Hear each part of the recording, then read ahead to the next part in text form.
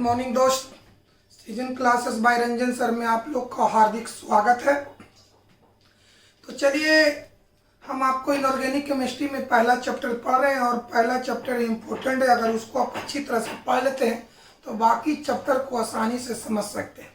तो आइए हम लोग उसी चैप्टर में कुछ अगले टॉपिक को हम आगे बताते हैं। चलिए देखिए, पहले एक कंसेप्ट लिख रहे हैं बुआ।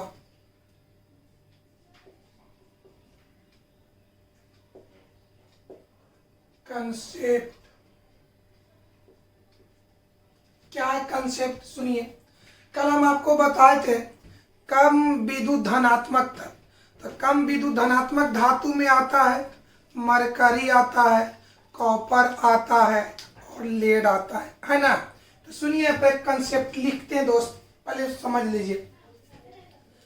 जब कम विद्युत धनात्मक धातु वाले सल्फाइड अयस्क को, क्या चीज,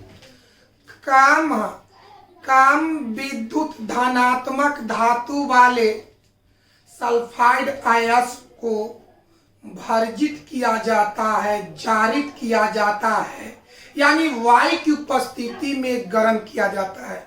यानी एक बार और समझा जाए कि ऐसा कम विद्युत धनात्मक धातु वाले, तो कम विद्युत धनात्मक धातु में कौन कौन आता है? मरकरी आता है, लेड आता है, कॉपर आता है। इन धातुओं के सल्फाइड अयस्क को जब भर्जित करते हैं यानी वायु की उपस्थिति में गर्म किया जाता है, तब सल्फाइड अयस्क का कुछ भाग ऑक्साइड में बदल जाता है और प्राप्त ऑक्साइड बचे हुए सल्फाइड अयस्क से अभिक्रिया करके धातु को अलग कर देता है। एक बार आप समझो कंसेप्ट क्या चीज। कम विद्युत धनात्मक धातु वाले, कम विद्युत धनात्मक धातु वाले सल्फाइड अयस्क को भर्जित किया जाता है, माने वायु की उपस्थिति में गर्म किया जाता है, तो सल्फाइड अयस्क का कुछ भाग ऑक्साइड में बदल जाता है और प्राप्त ऑक्साइड अयस्क बचे हुए सल्फाइड अयस्क से अभिक्रिया करके धातु को अलग कर दिया जाता है। यानी एक बार और समझा जाए कि ऐसा सल्फाइड अयस्क जो कम विद्युत धनात्मक धातु वाला हो, ऐसा सल्फाइड अयस्क जो कम विद्युत धनात्मक धातु वाला हो, उस सल्फाइड अयस्क को भर्जित करने से सल्फाइड अयस्क का कुछ भाग, सल्फाइड अयस्क का कुछ भाग ऑक्साइड में बदल जाता है और प्राप्त ऑक्साइड अयस्क बचे हुए सल्फाइड अयस्क से अभिक्रिया करके धातु को अलग कर देता है। जैसे देखिए लिख रहा बुआ, क्या कम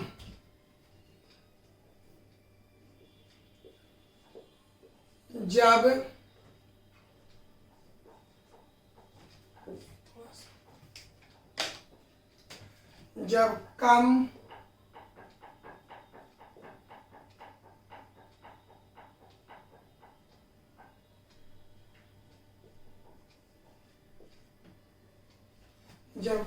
जब कम विद्युत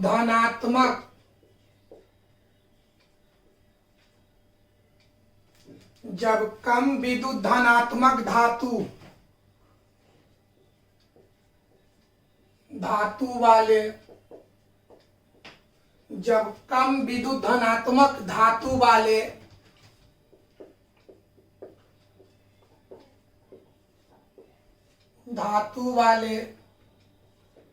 सल्फाइड,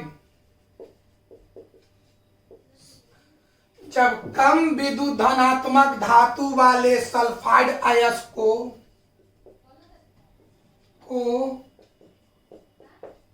भर्जित किया जाता है,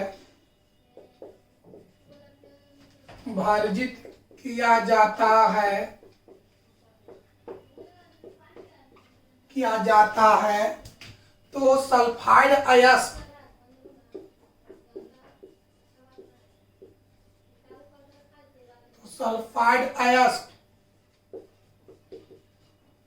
सल्फाइड अयस्क का कुछ भाग ऑक्साइड में बदल जाता है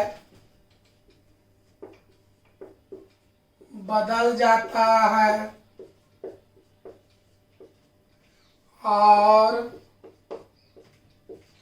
ऑक्साइड, हाँ बदल जाता है और ऑक्साइड, प्राप्त ऑक्साइड है, बदल जाता है प्राप्त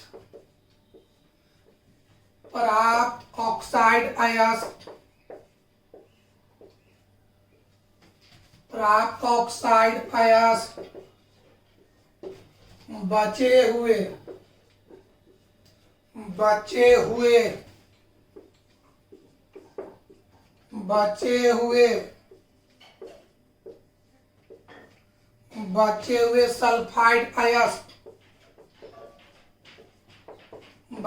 सल्फाइड अयस्क से अभिक्रिया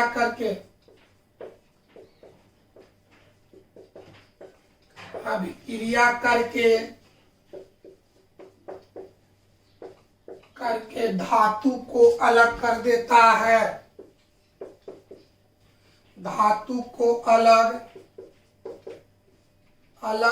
देता है, चलिए कंसेप्ट सुना जाए कि जब कम विद्युत धनात्मक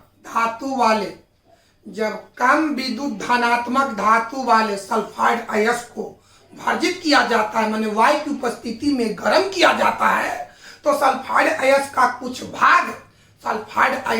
कुछ भाग ऑक्साइड में बदल जाता है। प्राप्त ऑक्साइड अयस्क बचे हुए सल्फाइड अयस्क से अभिक्रिया करके धातु को अलग कर देता है ना बाबू। चलिए तो उदाहरण आपको हम बताते हैं, पहले इस नजर को एक देखिए।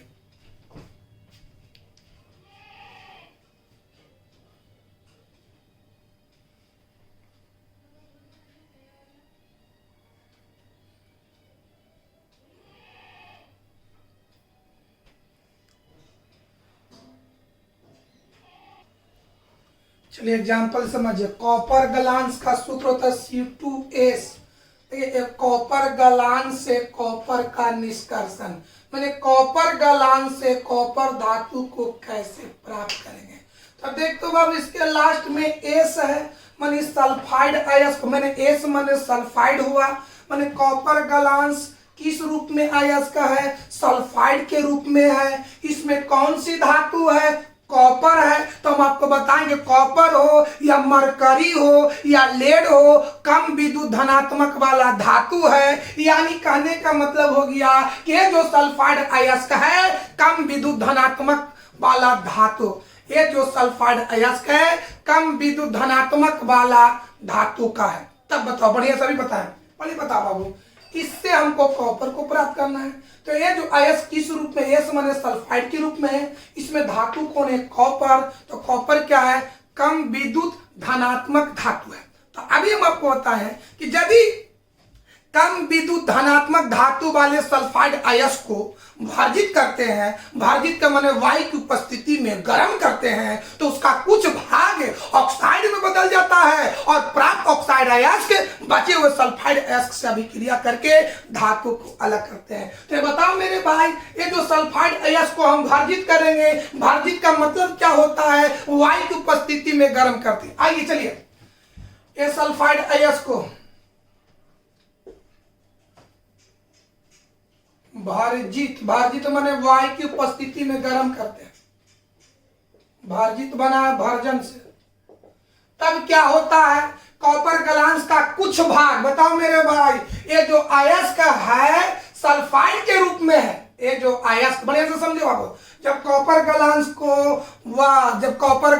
को वायु की उपस्थिति में गर्म किया जाता है तो इसका कुछ भाग ऑक्साइड में बदल जाता है, माने जो C2S है वो बदल जाएगा, तो इस सल्फाइड के रूप में है तो बदल जाएगा ऑक्साइड के रूप में। समझ हमने क्या बोले कि जब कम विद्युत धनात्मक धातु वाले सल्फाइड अयस्क को भर्जित करते हैं, माने वायु की उपस्थिति में गर्म करते हैं, तो बताओ मेरे भाई, यहाँ सल्फाइड है, इसके रूप में कॉपर ग्लांस है।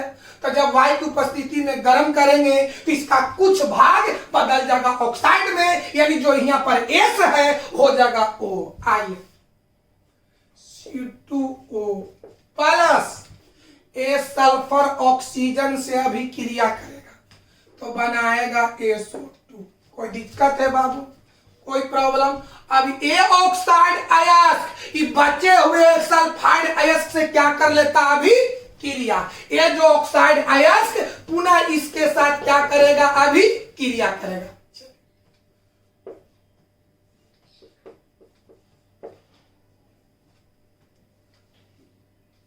चलो बाबू, तो बताओ ये सल्फर ऑक्सीजन से अभिक्रिया करेगा। तो जब सल्फर ऑक्सीजन से अभिक्रिया करेगा तो SO2, तब बच गया कुछ कॉपर। अब आइए, कोई दिक्कत है विद्यार्थी जी? अब चलो बैलेंस किया जाए पहले। यहाँ इसमें Cu दूगो है ना बाबू, बैलेंस कर मेरे भाई। यहाँ पर कॉपर दूगो। चलिए एस एगो, यहाँ से चल तो पहले बात, ये ऑक्सीजन एगो है तो यहाँ 2 से गुना करके 2 कर दिया। चल बढ़िया समझो, यहाँ पर 2 से गुना किए तो ऑक्सीजन दूगो, तो कॉपर 2 दूनी के 4, यहाँ 2 से गुना करो। ऐसा करने से सल्फर हो गया दूगो, यहाँ 2 से गुना करो। इसका बाद बताओ बाबू, ऑक्सीजन 2 दूनी 4 और यहाँ पर क्या हुआ दूगो, तो 4 2 6, तो यहाँ 3 से गुना करते। अब यहाँ बैलेंस किया जाए। बता, यहाँ पर ऑक्सीजन है केगो दूगो, ऑक्सीजन दोगो है, यहाँ ऑक्सीजन एगो है तो यहाँ 2 से गुना करो। ऐसा करने से कॉपर 2 दूनी 4 2 6, यहाँ 6 से हो गया। कोई दिक्कत है? देख तो कॉपर धातु प्राप्त हो गया ना बाबू। फिर बात को समझा जाए, कॉपर गलांश से कॉपर का निष्कर्षण। एक बार फिर इसको हम मिटा देते आपको समझने के लिए, फिर समझो बढ़िया से। केमिस्ट्री में मेन रिएक्शन है कॉपर गलांश से कॉपर का निष्कर्षण। तो कॉपर गलांश से कॉपर का निष्कर्षण कैसे करेंगे? तो बता, कॉपर गलांश किस रूप में है? सल्फाइड के रूप में है। इसमें कौन सा धातु है? कॉपर है, यानी कम विद्युत धनात्मक वाला धातु है। तो अभी कंसेप्ट बताएं कि यदि कम विद्युत धनात्मक धातु वाले सल्फाइड अयस्क को, तो यहाँ पर कम विद्युत धनात्मक धातु वाला सल्फाइड अयस्क कौन है? Copper glass. बढ़िया समझो, यहाँ पर कम विद्युत धनात्मक धातु वाले सल्फाइड अयस्क कौन है? Copper glass. अगर आप कॉपर ग्लास को भर्जित करते हैं, माने वायु की उपस्थिति में गर्म करते हैं, तो इसका जो कुछ भाग है ऑक्साइड में बदल जाएगा और वो ऑक्साइड बचे हुए पुनः कॉपर ग्लास से क्या कर लेगा अभी क्रिया कर लेगा और कॉपर को क्या कर देगा? अलग कर देगा। तो आइए, कॉपर गलांश से हमको कॉपर का निष्कर्षण करना है। तो आप क्या करेंगे? कॉपर गलांश को भर्जित करेंगे, यानी वायु की उपस्थिति में गर्म करेंगे, तो इसका कुछ भाग ऑक्साइड में बदल जाएगा। वो ऑक्साइड अयस्क पुनः इससे क्या कर लेगा? अभी क्रिया करेगा। आइए मेरे भाई एक बार फिर समझाते हैं। कॉपर गलांश का सूत्र, भर्जित माने वायु की उपस्थिति में गर्म करना है। भर्जित बना है भर्जन से। तब बताओ, ये जो सल्फाइड अयस्क है ऑक्साइड में बदल जाएगा, माने जो कहने का मतलब एस है वो जाएगा ओ। चलिए, ये सल्फर ऑक्सीजन से अभिक्रिया करेगा SO2। कोई दिक्कत, कोई प्रॉब्लम बाबू? अब बैलेंस कर। पहले बात, बैलेंस करने के लिए यहाँ पर ऑक्सीजन एगो है, तो बैलेंस करने का तरीका है सबसे पहले जो विषम है उसको सम बनाओ। ऑक्सीजन एक है, एक करने से विषम है तो इसको 2 से गुना कर दो। ऐसा करने से कॉपर 2 दूनी 4, 2 दूनी 2, तो यहाँ 2 से गुना कर। ऐसा करने से सल्फर ए दूगो, तो यहाँ 2 से गुना कर। ऑक्सीजन 2 दूनी 4 और 2 6, तो यहाँ 3 से गुना कर।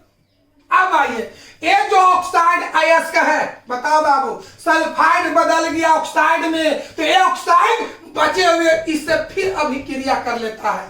आइए, C2O प्लस C2S। चल, ये सल्फर ऑक्सीजन से अभिक्रिया करेगा। कौन सा गैस? SO2। तब बच गया कॉपर, बैलेंस कर छोटुआ, बैलेंस करो। यहाँ पर कॉपर बता ऑक्सीजन 2 गो, यहाँ 1 गो, 2 से गुना कर, 2 दूनी 4, 2 6। क्लियर है बाबू। अब चलिए, अगर रिएक्शन एक से अधिक चरणों में संपन्न होती है तो उसको जोड़ दिया जाता है बाबू। जोड़िए दोस्त, बायां में बायां जोड़िए और दायां में दायां जोड़िए। चल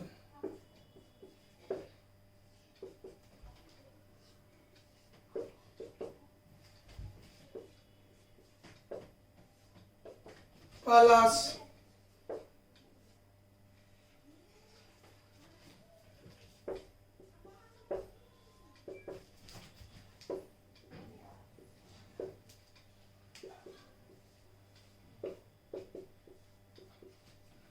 अब आइए बाबू, चलिए काटिए, जो कटता से काट दो। चलो यहाँ पर CO2S 2 गो है, यहाँ पर 1 गो है। चलिए देख लीजिए, इसको और इसको 2 गो 1 गो 3 गो प्लस CO2। बताओ यहाँ क्या बचा, बताओ।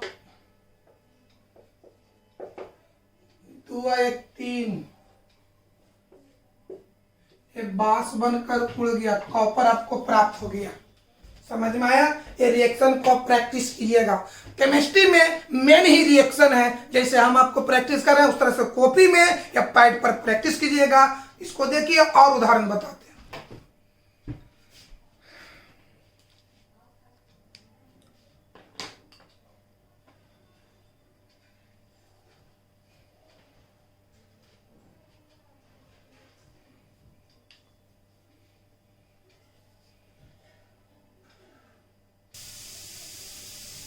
चलो बाबू, गलेना PBS, गलेना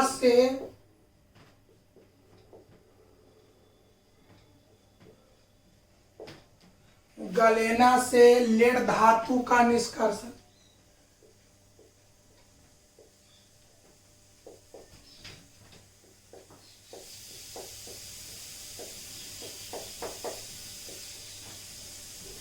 गलेना से लेड धातु का निष्कर्षण, गलेना से लेड धातु का निष्कर्षण। तो चलो बाबू, गलेना इकोची एस है ना, माने सल्फाइड है। कौन सी धातु है? लेड। तो लेड जो है कम विद्युत धनात्मक वाला धातु है, यानी हम कह सकते हैं बाबू कि गलेना जो है कम विद्युत धनात्मक धातु वाला अयस्क है। तो अभी हम आपको बताए हैं कि जब इसको वर्जित करेंगे, यानी वायु की उपस्थिति में गर्म करेंगे, इसका कुछ भाग ऑक्साइड में बदल जाएगा और ये ऑक्साइड भाग बचे हुए सल्फाइड अयस्क से अभिक्रिया करके लेड धातु को अलग कर देगा। यानी हम कह सकते हैं कि गलेना जो है कम विद्युत धनात्मक धातु वाला सल्फाइड अयस्क है। जब इसको वर्जित करेंगे, यानी वायु की उपस्थिति में गर्म करेंगे, तब बताओ बाबू, जब वर्जित करेंगे तो इसका कुछ भाग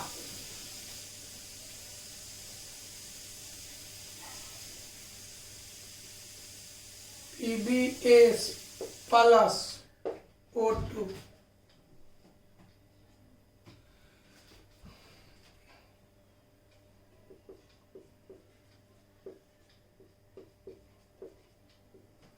चलिए, लेड सल्फाइड को आप क्या करेंगे बाबू? वर्जित माने वायु की उपस्थिति में गर्म करेंगे, वर्जित हुआ, तब क्या हुआ? इसका कुछ भाग ऑक्साइड में, मतलब जो एस के जगह ओ हो जाता, प्लस ए सल्फर इसके साथ अभिक्रिया करेगा। अब आइए बैलेंस करो, यहाँ ऑक्सीजन 1 गो है तो 2 से गुना कर दो, Pb 2 गो तो यहाँ भी Pb 2 गो। ऐसा करने से बताओ मेरे भाई, सल्फर 2 गो, सल्फर 2।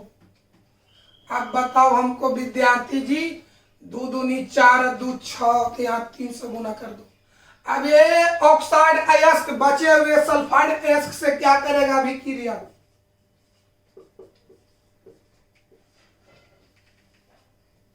चला जाए बाबू, ये सल्फर ऑक्सीजन से भी क्रिया करेगा, क्या बनाएगा ये SO2 प्लस Pb हो गया दोस्त। अब हम बैलेंस करो दोस्त, ऑक्सीजन 2 गो ऑक्सीजन 1 गो, यहाँ 2 से गुना कर दो। ऐसा करने से लेड के गो 2 गो 3 गो 3 से गुना कर दो, है ना, लेड धातु प्राप्त हो गया। अब चलिए इसको क्या करिएगा, अगर आ जाए गलेना से लेड धातु का निष्कर्षण कैसे किया जाता है, गलेना से लेड धातु का निष्कर्षण कैसे किया जाता है, तो आप लिख सकते हैं कि गलेना से लेड धातु का निष्कर्षण कैसे किया जाता है, तो लिखेंगे सबसे पहले गलेना को वायु की उपस्थिति में भर्जित किया जाता है, या लिखेंगे सबसे पहले गलेना को भर्जित किया जाता है, जिससे गलेना का कुछ भाग ऑक्साइड में बदल जाता है और प्राप्त ऑक्साइड अयस्क बचे हुए सल्फाइड अयस्क से अभिक्रिया करके लेड धातु को अलग कर देता है, जो निम्न रासायनिक अभिक्रिया द्वारा संपन्न होती है। अब आइए इसको बायां में बायां जोड़ेंगे और दायां में दायां। चलिए बायां में बायां और दायां में दायां।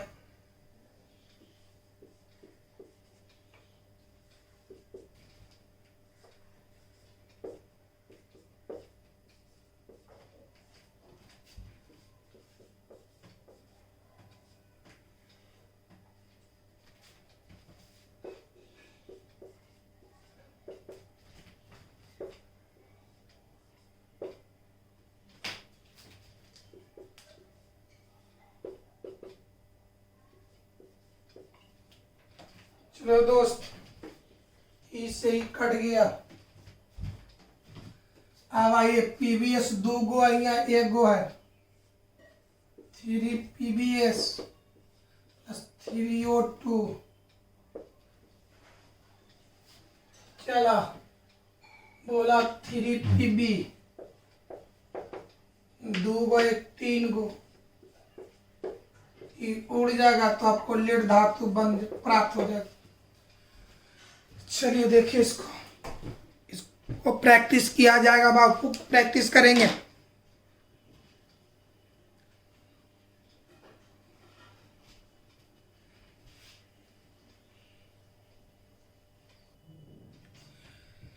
चलिए आइए तो बाबू, हम लोग धातु कर्म पढ़ रहे थे, आपको याद होना चाहिए। धातु कर्म पढ़ रहे थे, धातु कर्म का 3 चरण था। पहला अयस्क का सांद्रण जो ऑलरेडी पढ़ चुके हैं, दूसरा प्राप्त धातु का निष्कर्षण, बढ़िया से समझो। टॉपिक था धातु कर्म। धातु कर्म 3 चरणों में संपन्न होती है। पहला अयस्क का सांद्रण, जो उसकी पूरी डीपली से पढ़े। दूसरा था सांद्रित अयस्क से धातु का निष्कर्षण, जो इसको भी पढ़े। तीसरा चरण है प्राप्त धातु का शुद्धिकरण। एक बार और समझा जाए, धातु कर्म 3 चरणों में संपन्न होती है। पहला अयस्क का सांद्रण जो हम पढ़ चुके हैं, दूसरा सांद्रित अयस्क से धातु का निष्कर्षण जो हम पढ़ चुके हैं, तीसरा चरण है प्राप्त धातु का शुद्धिकरण। तीसरा चरण प्राप्त धातु का शुद्धिकरण। बताओ बाबू, शुद्धिकरण जो है धातु कर्म का तीसरा चरण है। तो अगर एग्जाम में आ जाए कि शुद्धिकरण क्या है, शुद्धिकरण को अपने शब्दों में वर्णन करें, शुद्धिकरण की व्याख्या करें, तो क्या लिख सकते हैं बताओ बाबू। धातु कर्म का वह चरण, धातु कर्म का वह चरण, प्राप्त धातु का शुद्धिकरण। अगर एग्जाम में आ जाए कि धातु का शुद्धिकरण क्या है, धातु की शुद्धिकरण की व्याख्या करें, धातु के शुद्धिकरण से आप क्या समझते हैं, तब क्या लिखेंगे कि धातु कर्म का वह चरण, धातु कर्म का वह स्टेप जिसके द्वारा प्राप्त धातु को शुद्ध किया जाता है, प्योर किया जाता है। एक बार समझा जाए, धातु कर्म का वह चरण जिसके द्वारा प्राप्त धातु में उपस्थित अशुद्धियों को अलग किया जाता है, तो ऐसे विधि को धातु का शुद्धिकरण कहते हैं। पैराग्राफ चेंज करेंगे, प्राप्त धातु में उपस्थित अशुद्धियों को अलग करने का मुख्य रूप से 6 तरीका है, या लिख दो अनेक तरीका है।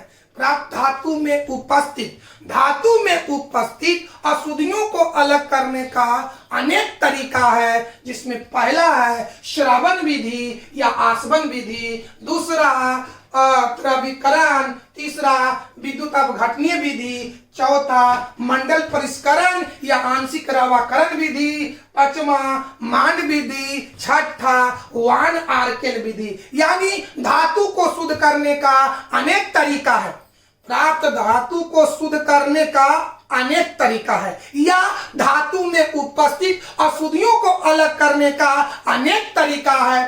पहला बताओ मेरे भाई, पहला है श्रवण या आसवन विधि, दूसरा द्रवीकरण विधि, तीसरा विद्युत अपघटनीय विधि, चौथा मंडल परिष्करण या आंशिक रवाकरण विधि, पांचवा मांड विधि, छठा बोलो बाबू वान आर्केल विधि। इस सभी विधि में सबसे उत्तम विधि है विद्युत अपघटनीय विधि। याद रखिएगा, धातु को शुद्ध करने का उत्तम विधि होता है तो कौन? विद्युत अपघटनीय विधि। एग्जाम में पूछा है, धातु को शुद्ध करने का उत्तम विधि होता है, सबसे सरल विधि होता है, सबसे अच्छा विधि होता है तो कौन? विद्युत अपघटनीय विधि। अगर एग्जाम में आ जाए कि धातु का शुद्धिकरण क्या है, धातु का शुद्धिकरण क्या है ना बाबू, या धातु की शुद्धिकरण की व्याख्या करें या धातु के शुद्धिकरण को अपने शब्दों में वर्णन करें, तो एग्जाम में यही लिखिएगा कि वह धातु कर्म का वह चरण जिसके द्वारा प्राप्त धातु में उपस्थित अशुद्धियों को अलग किया जाता है, तो ऐसे विधि को धातु का शुद्धिकरण कहते हैं।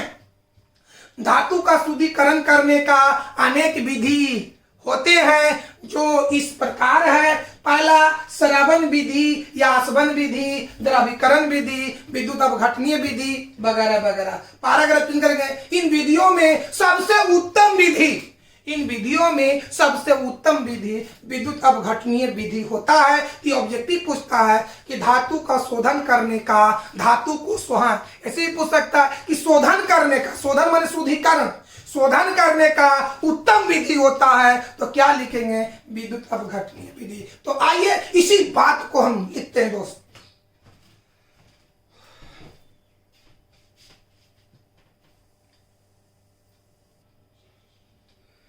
दोस्त देखिए तो साथ जो अभी समझाएं उसी बात को लिखे। धातु का शुद्धिकरण क्या लिखे? धातु कर्म का वह चरण जिसके द्वारा प्राप्त धातु में उपस्थित अशुद्धियों को अलग किया जाता है, तो ऐसे विधि को धातु का शुद्धिकरण कहते हैं। धातु को शुद्ध करने का अनेक विधि है जो इस प्रकार है। पहला श्रवण या आसवन विधि, दूसरा द्रवीकरण विधि, मंडल परिष्करण या आंशिक रवाकरण विधि, विद्युत अपघटनीय विधि, मांड विधि, वान आर्केल विधि। इन विधियों में विद्युत अपघटनीय सबसे उत्तम विधि है। कोई दिक्कत है बाबू? तो देखा जाए बढ़िया से, इसको देखिए।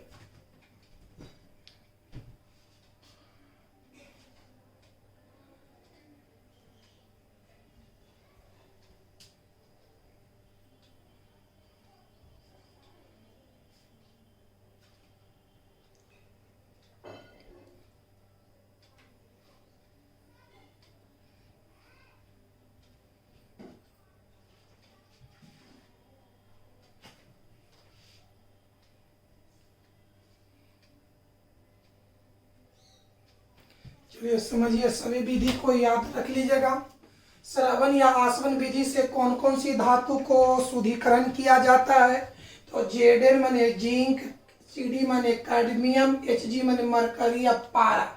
Zn माने जिंक, Cd माने कैडमियम, Hg माने मरकरी या पारा। इन धातुओं का शुद्धिकरण श्रवण या आसवन विधि से किया जाता है। ये सभी उड़नशील माने गर्म करेंगे तो वाष्प बन करके उड़ जाएगा।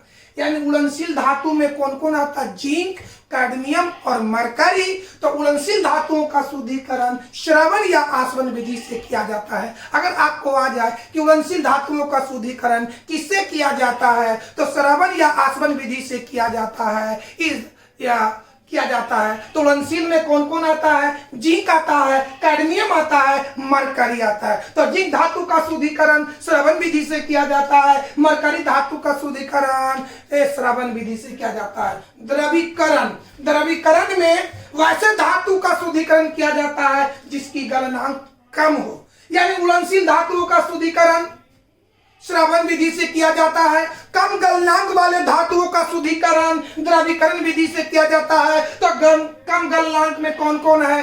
टीन है, लेड है। एसन माने टीन, पीबी माने लेड, एसन माने टीन, पीबी माने लेड, यानी कम गलनांक वाले धातुओं का शुद्धिकरण द्रवीकरण विधि द्वारा किया जाता है और उड़नशील धातुओं का शुद्धिकरण श्रवण विधि द्वारा किया जाता है। तो उड़नशील में कौन कौन आता है? जिंक आता है, कैडमियम आता है, मरकरी आता है, और कम गलनांक में कौन कौन आता है? लेड आता है और टिन आता है। तो लेड और टिन धातुओं का शुद्धिकरण द्रवीकरण द्वारा किया जाता है। जिंक, कैडमियम और मरकरी का शुद्धिकरण श्रवण विधि द्वारा किया जाता है। आइए विद्युत अपघटनीय विधि जो सबसे उत्तम विधि है, जो सबसे अच्छा विधि है, तो इस विधि द्वारा किसको किसको? एल माने एल्युमिनियम, एल माने एल्युमिनियम, सीयू माने कॉपर, एजी माने सिल्वर, एयू माने गोल्ड, पीवी माने लेड, इन धातुओं का शुद्धिकरण विद्युत अपघटनीय विधि द्वारा किया जाता है। किसको किसको?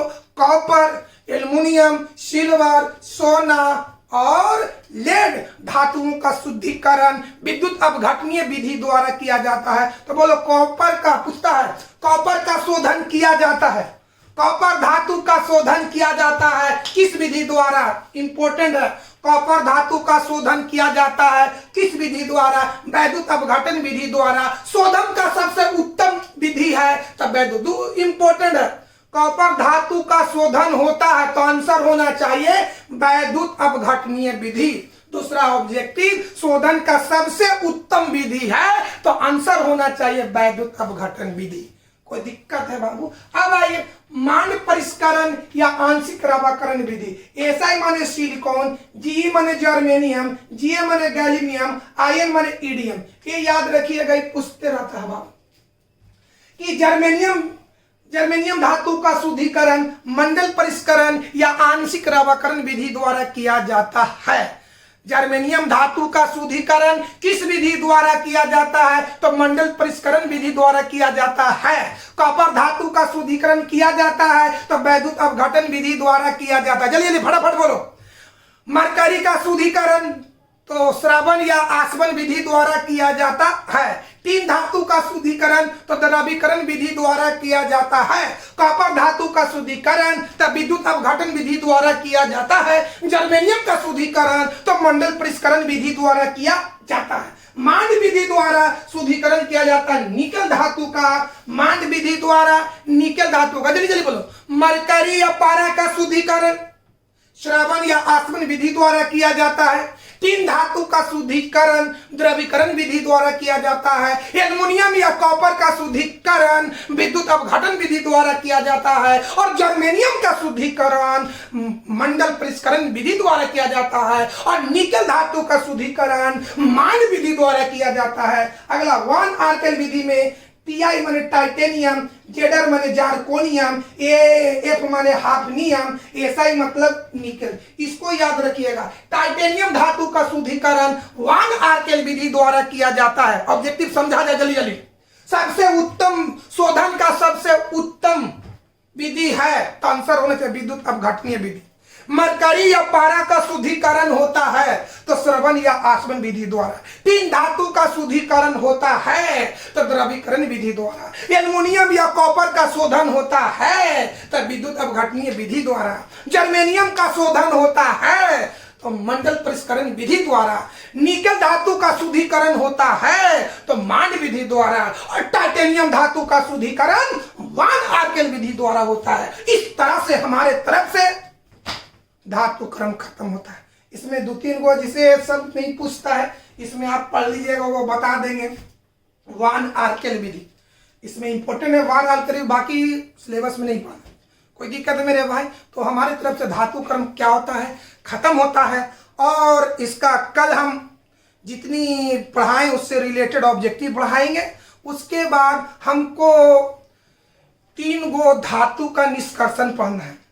पहला एल्युमिनियम का निष्कर्षण, कॉपर का निष्कर्षण और लोहा का निष्कर्षण। एल्युमिनियम का निष्कर्षण, कॉपर का निष्कर्षण और लोहा का निष्कर्षण, ये तीन में से कोई एक वो अक्सर ही 5 नंबर का पूछित रहता है। तो इसको हम पढ़ेंगे, उसके साथ ये चैप्टर आपको समाप्त होगा बाबू। अगर पहला चैप्टर को अच्छी तरह से पढ़ लेते हैं तो अन्य चैप्टर आपको आसानी होगा, इसलिए इस पर पूरी बारीकी से हम आपको ध्यान दे रहे हैं। इसको आप पढ़िएगा। आज की क्लास को हम यहीं समाप्त करें।